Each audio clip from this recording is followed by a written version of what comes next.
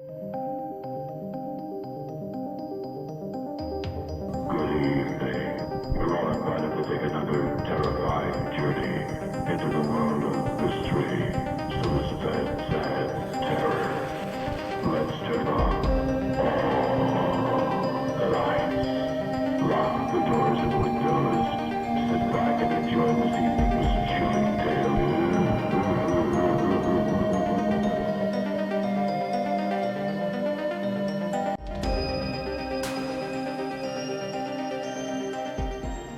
All right, well, thank you, Shroud, and thank you, folks out there in internet land, for tuning that dial to the Eek channel. My name is James, and I am joined by my co-host to the left, Danny, and my co-host to the right, Cody. We are shaking things up just a little bit here at the old Eek channel. This is our first episode of what we will be calling Eek Live. This show is going to be recorded live on Twitch every Monday night at 7:30-ish. We're a couple minutes late. Give us a break. It's fine. 7:30-ish Eastern Standard. And we would love to have any of you join us on Twitch and in chat. Love it. Yeah, we're trying to split up the discussion segment a little bit from the show and then the review segment, hoping that this will, split up some time and space for us to get some guests on the show and give you more relevant content to what your interest may be in this topic. So we started Eek Channel as a way just to kind of have fun, but I have really enjoyed just getting to know more people in the horror community, and I just wanted to find a way that we can make a little bit more room in the show, in the podcast, in the YouTube, in the Twitch, in everything that we do for the people who make this worth doing. Because, it's fun for us to sit around and talk like assholes about horror movies every week, but it's even more fun that people actually take the time to listen to it. Definitely. So the goal is that we can kind of set things up moving forward in a way that we'll actually be able to have people call into the show and have special guests that are just people just like you. Beautiful. Yeah, exactly. So if you do have any interest in being on the show with us, no matter where you are in the world, we would love to talk to you about what got you into scary movies and what keeps you coming back and what some of your favorites are. Yeah, and the best way to get in touch with us is going to be Instagram. We do have a Facebook. I haven't really set it up yet. I know that a lot of people are still on Facebook, but it still just has that grandma stigma to me. Yeah, it does. And the fact that my mom's on there is, why aren't I invited to your secret group, your private group? You know what I mean? She's going to get upset about it. I just know she will. Yep. So if you just DM us on Eek Channel, Instagram, and with all that out of the way, this is the inaugural episode 1 of Eek Live, and we are talking about the Halloween series. Cody, I know that you have shared the story before. Oh, yeah. But new things, new adventures. Love it. We can hear stories. If we're not going to talk about the Halloween series without talking about your introduction to scary movies. Oh, yeah. So just to get kind of if you haven't, if this is your first time listening, I would say probably my first scary movie was Jurassic Park. I know not necessarily a scary movie, but when you're like 9 and you've lived a sheltered life and your Saturday night is watching the Christian channel or the Christian Network, I believe it's called.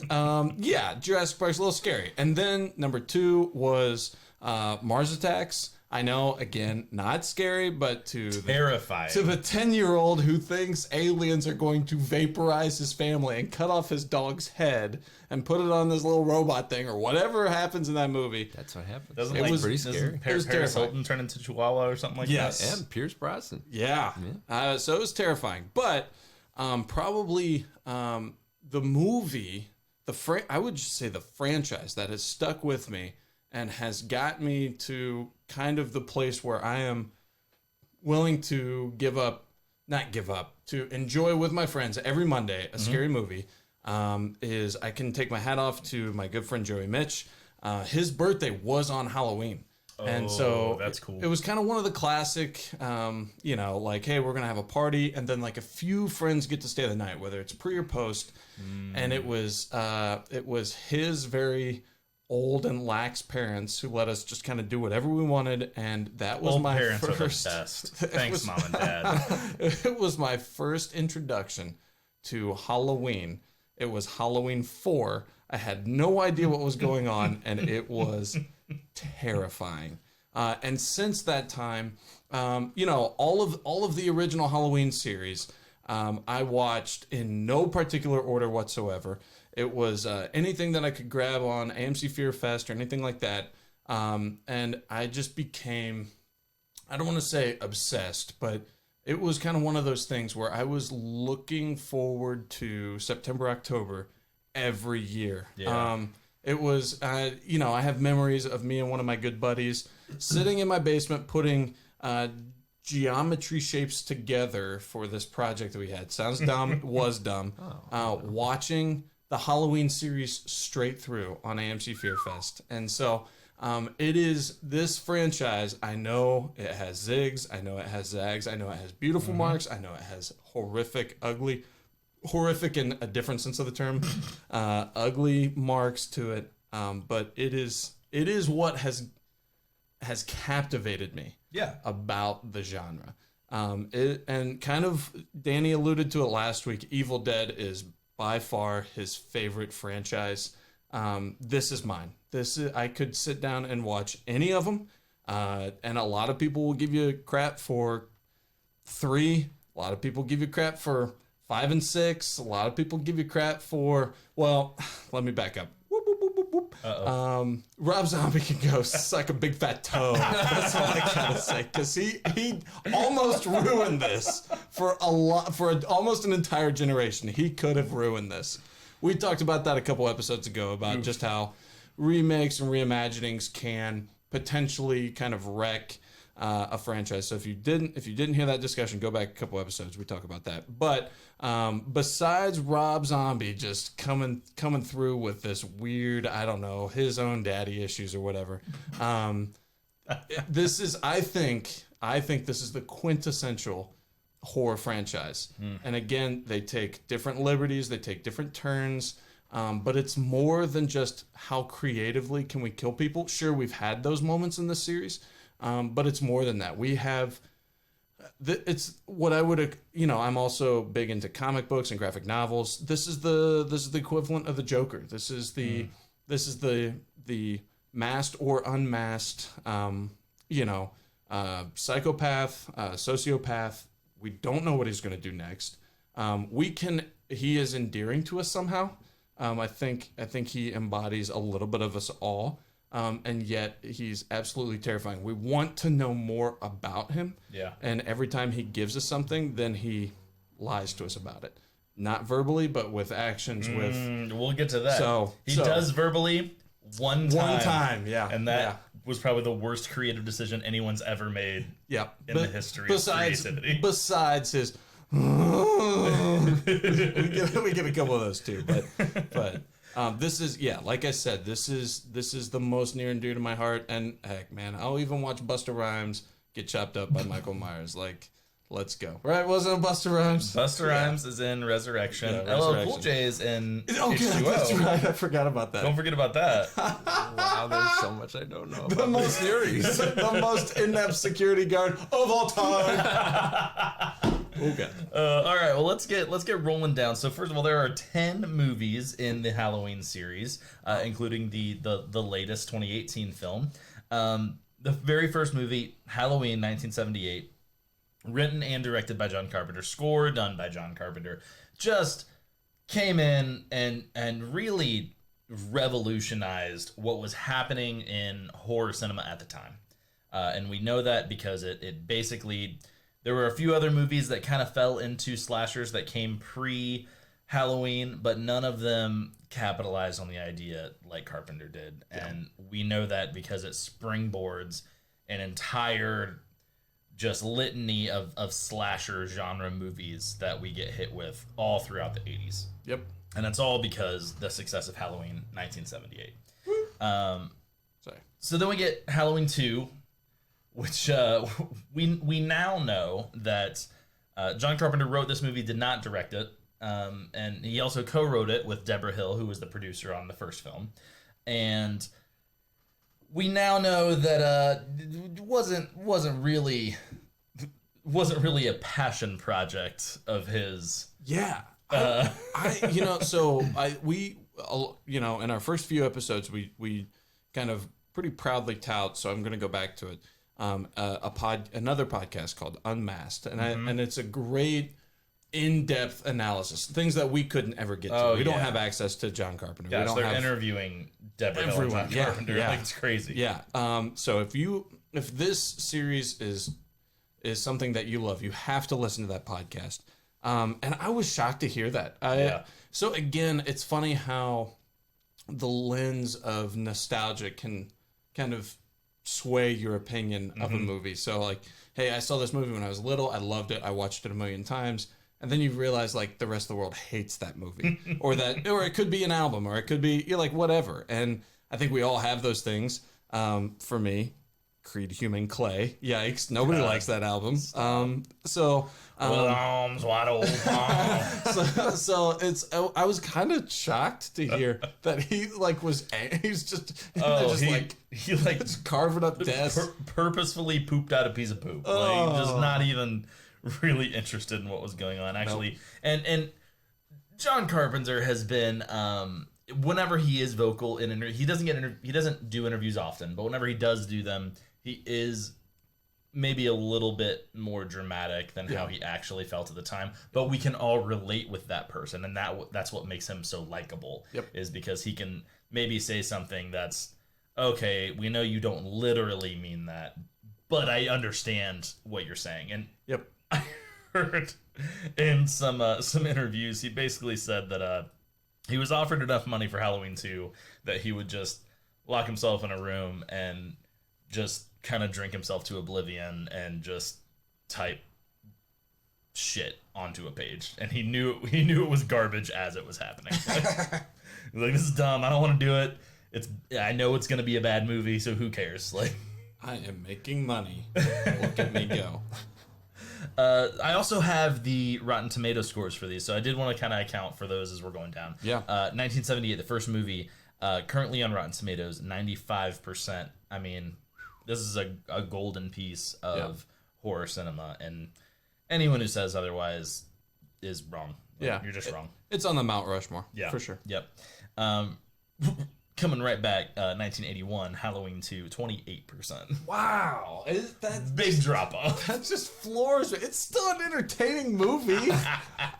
we just it's different. It's different. And I did want to let people know that we will be spoiling some plot points of this series, but we're not spoiling Halloween 2018 until we do our spoiler vision episode for that film. But so we can kind of what was it, like metaphorically like introduced midichlorians and like Halloween 2, is that what happened? Like they, well, yeah, you know absolutely. what I mean? Like they just changed the dialogue. I don't know how drunk John Carpenter was when he decided to make Laurie Strode and Michael Myers brother and sister. But that's the dumbest idea anyone's ever had. Yeah. And it affected the movie and the franchise in such a powerful way that they actually had to go back for the first Halloween. It was like, I want to say 20 to 30 minutes too short for TV because they have to make room for commercials whenever they play films on TV. So during the filming of Halloween 2, they actually filmed some additional scenes for the first Halloween's TV version. Really? And though if you ever watch those scenes, it's hard to find them because they're not on the theatrical cut. So really none of the more recent stuff includes it. It might be a bonus feature, I'm not sure. But a lot of people grew up with two different versions of Halloween because they either saw it in theaters or saw it on tape or they saw it on TV. Yeah. And if you saw Halloween on TV, you saw the additional footage, which in the first movie, they explain Laurie and Michael being brother and sister. Oh. Really? Weird. That's the piece they decided to add on? Well, yeah, it's like, there's like they had to link it. Yeah. It's like, fuck me. Gotta go back and fix that. Yeah, so like there's like some scenes with Donald Pleasance as Dr. Loomis talking with Jamie Lee Curtis as Laurie Strode, like, oh, this is your brother and all this whole thing. Stupid. It's dumb. Well, and let's just dwell for a second, like things that things that, I mean, that affects, it affects just the scare factor. I was gonna say it makes it a less scary movie. Yeah, do you have a psychopath brother that you don't know about? I mean, I guess maybe you do, but probably not. Probably not. Probably not. I mean, or is there just a masked, crazy person in your neighborhood? More likely. Much more likely. Still maybe slim chances, but Much more likely. much more likely. Hey, I live in the 46808. It's pretty dang likely. You know what I mean? Yeah, that's true. And yeah, it definitely it makes it less scary because what happened in 1978. Obviously, I am 100% millennial. I was not there for this, but I can imagine, and from what I've understood from the Unmasked podcast, what happened in 1978. Thousands of people saw this film in theaters, especially thousands of high school girls who did babysitting on the side and just walked away mortified. Oh, yeah. Because this is the life that they live every single day. Yep. Boogeyman could be anywhere. Well, and especially that last cut. Like, what is so incredible about the last scene? I know we're spending quite a bit of time on Halloween one, but sorry. It's okay. We'll buzz through the Rob Zombie phase. It's fine. But like the last sequence is the idea he's not dead. And he could be anywhere. Yeah. I mean, if you've ever wondered, like, why are they just showing me random scenes of Haddonfield? Like, that's what they're doing. They're showing you he could be behind that bush. He could be behind the school. He could be in your closet. He could be in your neighbor's house. He could be, maybe he's not even there anymore. Yeah. And like, that's they talk the about fear. that on Unmasked as well, that like Carpenter specifically would get really, really wide shots of the characters walking down the street, and they would specifically go through and open all the curtains and blinds and all the windows of every house that they walk past, so that your eyes are constantly looking like, oh, is he there? Is he there? Did I see something over there? Like that was the whole point. Okay. Halloween 3 is one of my absolute favorite horror movies. It's wild. Yes. It's not a Halloween movie, but It has nothing to do with Michael Myers. I should say, let me rephrase. It is absolutely a Halloween, in a different sense of the franchise movie. And in a different sense of the term Halloween movie. Yes. It's more Halloween-y than Halloween. He said Halloween-y. I did. So Halloween 3. So Carpenter kind of is able to have a heart-to-heart with the studio execs at this point. He says, hey, I wanted this to be potentially a yearly franchise. A new movie can come out every single year. Keep pumping them out every year. But it's an anthology series. The Michael Myers story was supposed to be just one movie. You made me stretch it to 2, but that story's closed. Yeah. Every year we just do a different story, but it's set around Halloween. It has a Halloween-y vibe, and that's kind of what we're going for. That's the whole point. So this changes every year, and there's always a Halloween movie that comes out around Halloween, and it's great. It's great. It's a great idea. It actually is very good. It is a really good idea. Good idea. So they say, okay, John, you stuck it through for Halloween 2. Go ahead. Do your thing. That's when we get Halloween 3, Season of the Witch, which is like a sci-fi horror with a lot of roots in like Irish mythology about this Irish wizard who manufactures Halloween masks that are haunted, but they're not necessarily haunted because it's like there's science behind it as well. It mixes like magic and science. Yeah. It's a weird movie, I movie. freaking love it. I watch it every year at Halloween. It's a weird movie. So this happens in other areas of art and creativity where like an artist, whether a musician, I feel like we maybe don't see it in filmmaking quite as much, but they just want to do something new. I mean, the quintessential Beatles White Album. Oh, well, yeah, I'm sure at this point, so this was 1982, so exactly 1 year after Halloween 2. I'm sure at this point, John Carpenter already is kicking around ideas for Escape from New York and Big Trouble in Little China, these like more action-y sci-fi type films that he ends up going to do afterwards. He's already kicking that around. Like that's clearly kind of in his subconscious. That has a 42% on Rotten Tomatoes, a little bit better. Halloween 4, Return of Michael Myers in 1988. Donald Pleasance returns as Dr. Loomis. Doing the research for this episode, I guess I just didn't really commit to memory that Donald Pleasance is in up until 2018 was made, he was the most reoccurring cast member. Oh yeah, he's kind of the one besides Michael Myers. He's tying the characters, which together. which is played by a different person almost every single film. Yeah. So like, yeah, Dr. Loomis, portrayed by Donald Pleasance, who has no business being in these films. No. And he's the linchpin of the entire franchise. Shocking.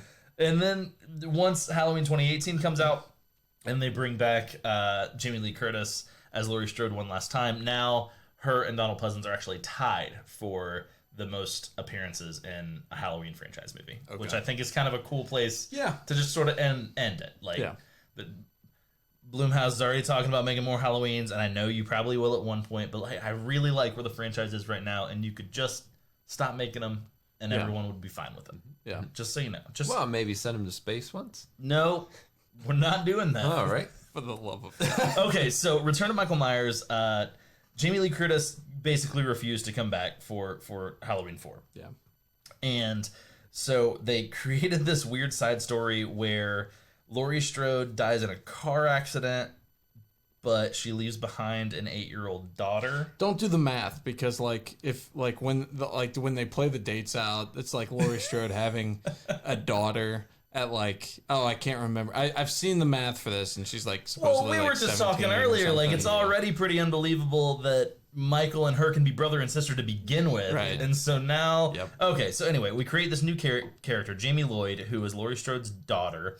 She's in foster care, and 4, 5, and 6 really, but especially 4 and 5, really just center around Michael stalking his 8-year-old niece. Yeah, which I would say, again, if you just look at these two movies in kind of their own... 4 and 5, yeah. So they are their own setting. Yeah. They're not that bad. They're not that bad. They're not that bad. Watch 4 and 5 together. Don't get caught up in 1 and 2 and God, some of the other later ones. Like, just leave the timeline out of it for a minute. Those two are really good. Behind this psychopathic killer who, was a serial killer before, and now he's obsessed with this 8-year-old girl is terrifying. Yeah. And it sets the story up in a really cool way. I just watched 4 and 5 yesterday. So it sets the story up in a really cool way where Jamie is seeing the boogeyman. Yep. And she sees Michael at various times because it's almost like he's stalking her, waiting for the right time to strike. Yep. But no one believes her because she's 8 years old.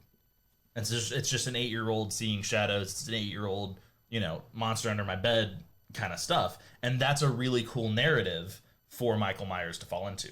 When I always kind of saw it as like 1 and 2, you see it from like the older babysitter perspective. Yep. And then if you look at like what was Tommy's version like in 1, he's not into, that's kind of what you get in 4 and 5. When's he come back? Tommy? Yeah. Oh gosh. I forget. I don't think I wrote it down. Curse? I think he comes back in Curse. Yeah, I think 6. Yep. yeah. That's right. Yeah. Because he's weirdly the main character. Yeah. Weirdly the main character in 6 for some reason that we don't really know. but from I guess more less focusing on Tommy, more focusing on like the child. Yes. Like, here is what you would experience as a child, and it's terrifying. Scary. There was no boogeyman in my house, but I saw things in my closet under my bed. You know what I mean? Like, yeah. And so again, just back out of everything. Just watch 4 and 5. They're not that bad. They're entertaining. Nope. There is a bad I watched scene. them back to back yesterday. There is a bad scene where they're like shoot rocket launchers at him and like hit him into a grave. That The was end of pretty 5. rough. That's the end of 5. But there is like I think at the end of 4, there's like a slow-mo montage of like cops shooting like shotguns and stuff. Yeah. And it's kind of equal to the rocket launcher. It's not great. I'm not saying that these are masterpieces, but they're not. But the movie themselves are not bad. They're not bad. So 4, it clocks in at 30% on Rotten Tomatoes. Which we've watched worse. Yep. 5 is clocking in at 13% on Rotten Tomatoes.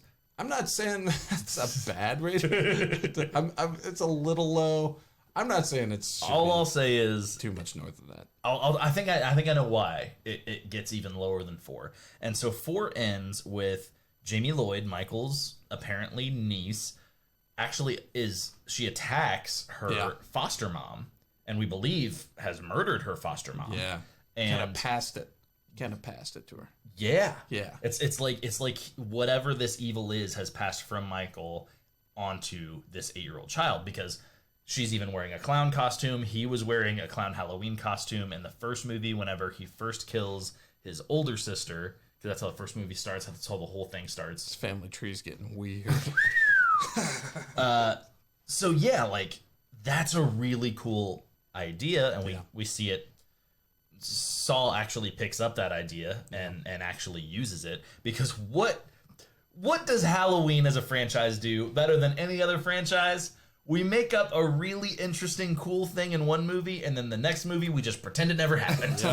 Yep. Forget it. Because Halloween 5 comes out, Revenge of Michael Myers. We had the return, now we have the Revenge of Michael Myers, and we just pretend like this whole thing of Jamie killing her mom just didn't even happen. Yep. Like, we just blaze right past it, and then we just focus way too much on Michael and Jamie having some kind of psychic link, and there's just no reason for any of that. Okay, 13%.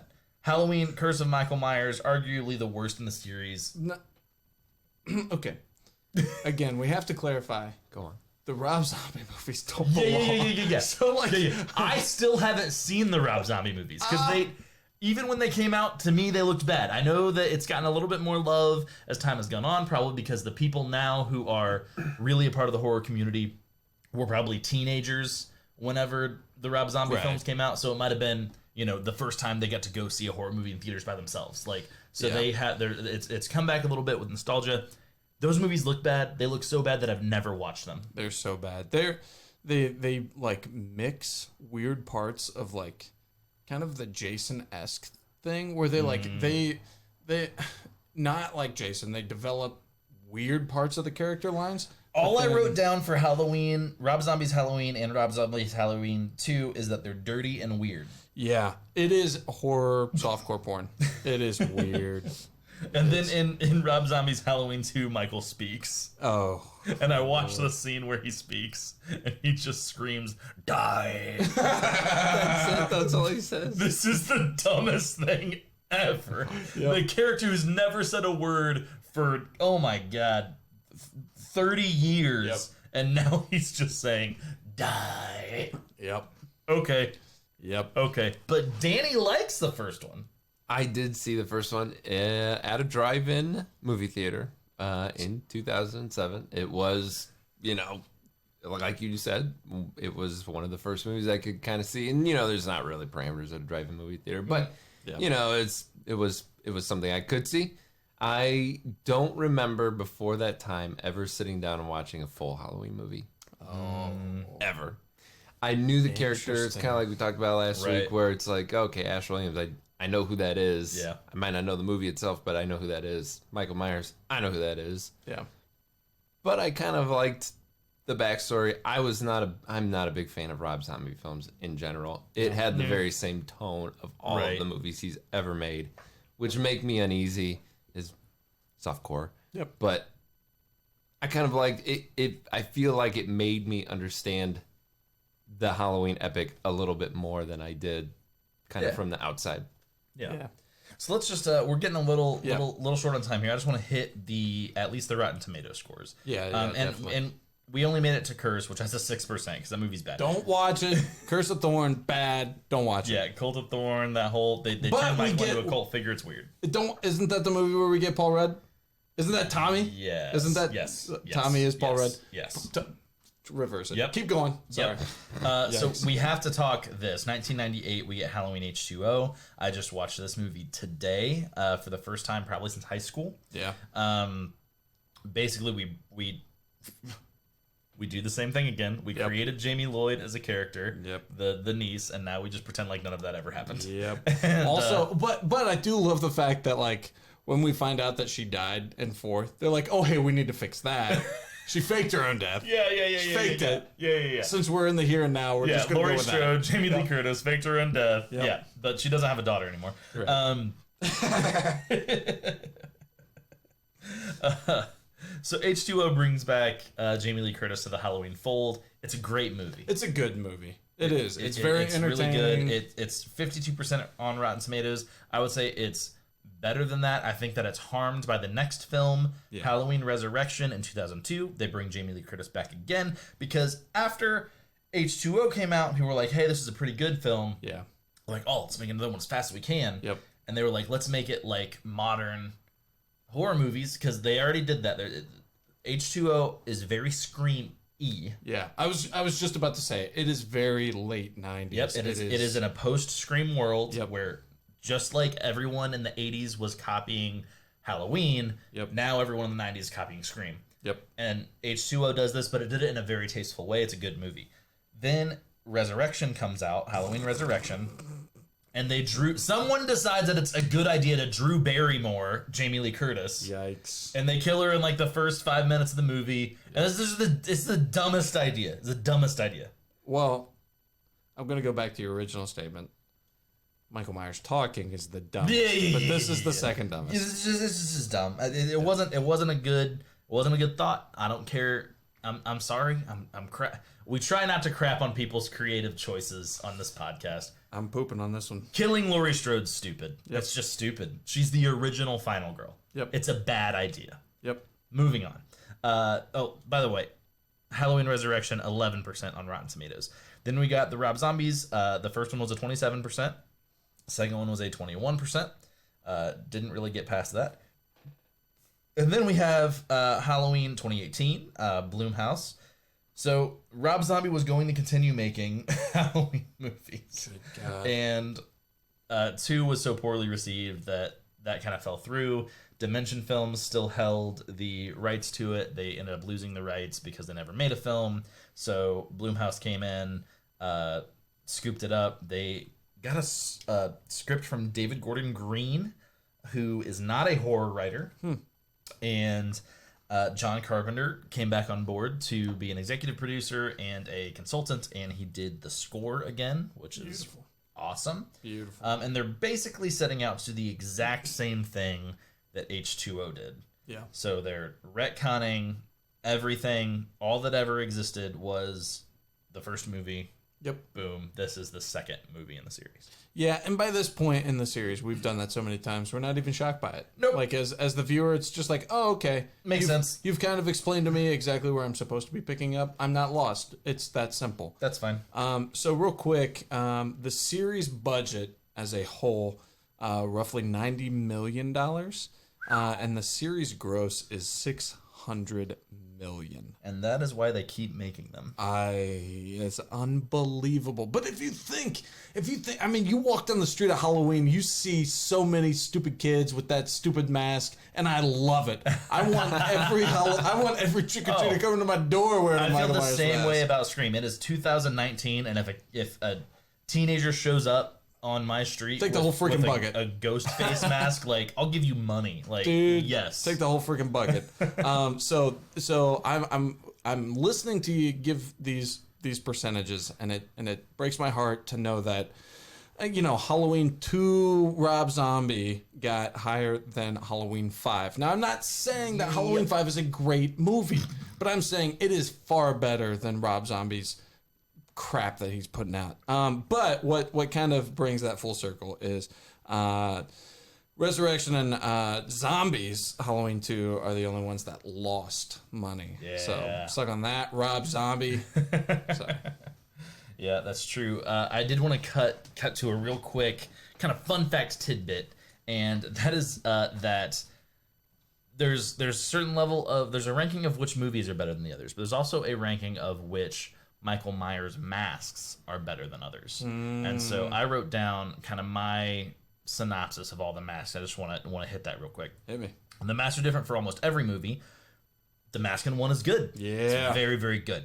The mask in 2 is bad. Yeah. It's very, very bad. Because it's the exact same mask as 1 that was under Deborah Hill's bed for 3 years. Yep. And then the new actor playing Michael Myers just slipped it over his big old head, and his head was a lot bigger than Nick Castle's head from the first movie, and so he stretches it out, and Michael looks bloated the whole movie. It's dumb. And it really doesn't make sense because in the storyline, Halloween 2 is happening literally seconds after the end of Halloween 1. So why does he look so different? Yep, absolutely. Just dumb.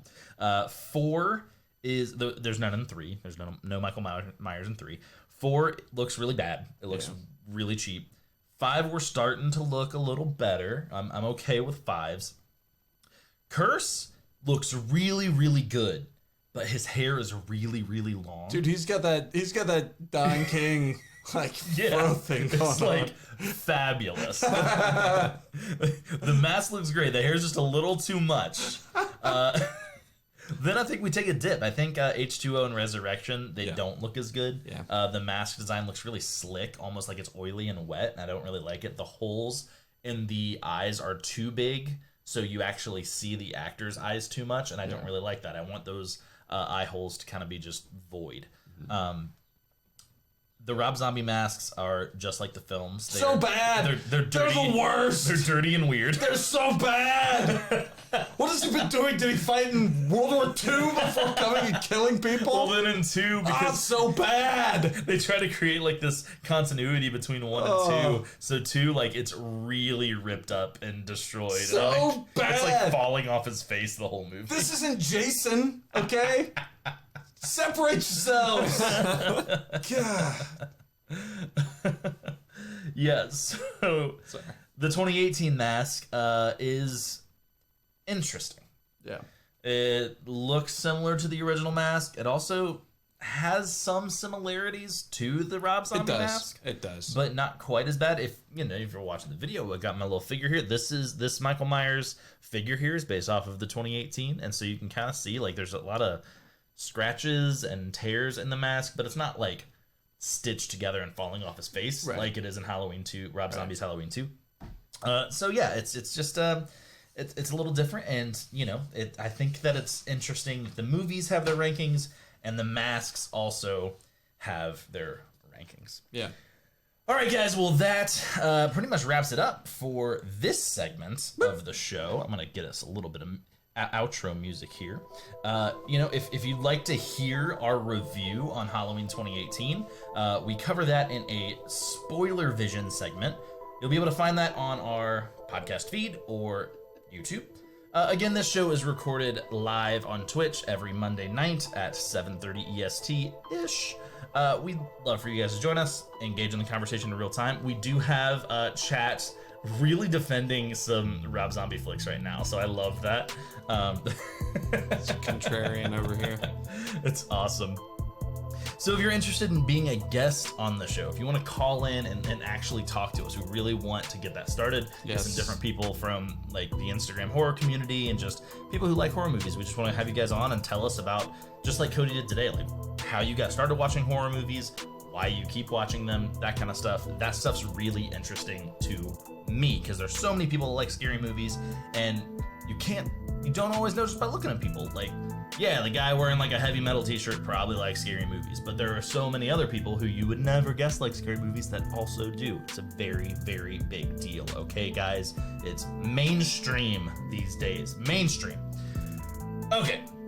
Off my high horse, please hit us up on Instagram at Eek Channel. Thank you so much for watching and for listening.